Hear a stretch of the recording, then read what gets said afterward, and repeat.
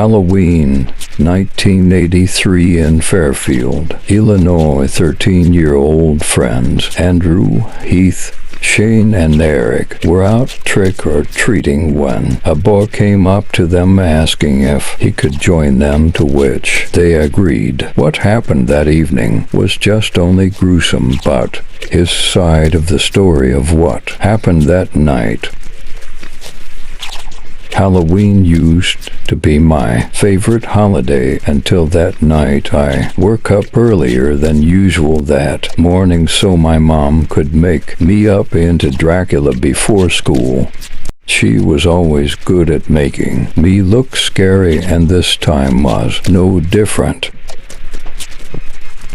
It was always fun seeing what my friends and classmates dressed up as. When I made it to school, we took turns going up in front of the class to show everyone what we were. The other kids were always impressed with mine, which made me proud.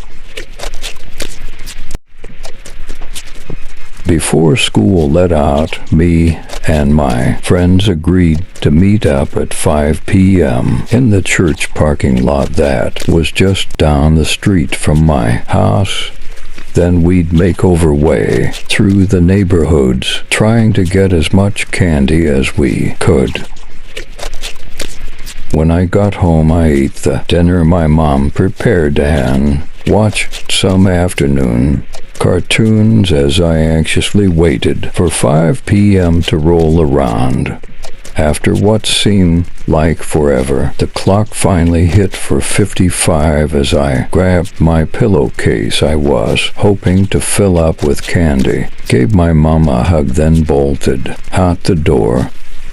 As I ran down the street, I could see Heath and Shane were already there and knew Andrew would be a few minutes late, as he always was. When I got close, could hear them talking excitedly about how much candy they'd hoped to get as I quickly joined the conversation. Not long after, Andrew walked up behind us, jump-scaring us as he did. We then debated for a bit on where we should start. We finally decided to start at the end of one of the far neighborhoods and make our way through each one so we wouldn't miss a house. There were also some houses outside the neighborhoods we wanted to hit. Also, we planned on being out as late as possible or until we filled up our pillowcases. We were full of excitement as we watched the streets fill up with other kids who were just as excited as we were. When we finally made it to the house we wanted to start at, we didn't waste any time walking up, ringing their doorbell, and singing the Halloween jingle we always sang. I always liked watching the candy drop into my bag as I grinned. We continued going from house to house as we talked and laughed, and had made it down several streets as darkness started closing in when we heard a young boy behind us say, "Can I join you guys? I think I am lost." It startled us as we turned around. Looking at him, he was wearing an old man mask and was short. He was also holding what looked like a really old metal pail. He had to be 4 to 5 years younger than us.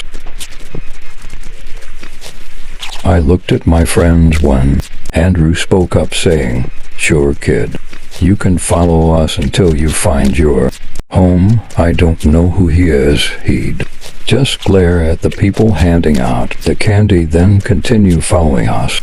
After a few houses, we whispered amongst ourselves at how strange the kid was, but laughed it off. Every class in school had a strange kid. It was nothing new.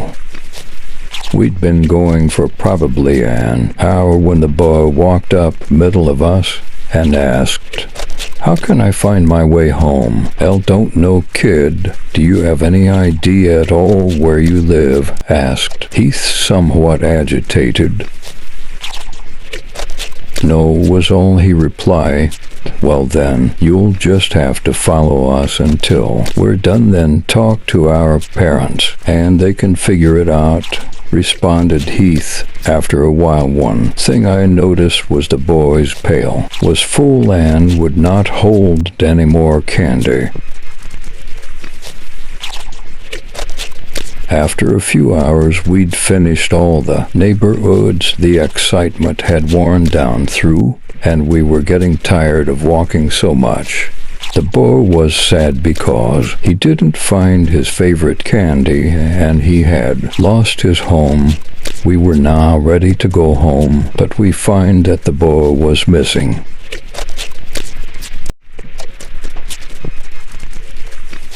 We searched the boy all around, but failed. We talked about him with our parents, and we were shocked to know that the boy was a ghost who died the same day years ago.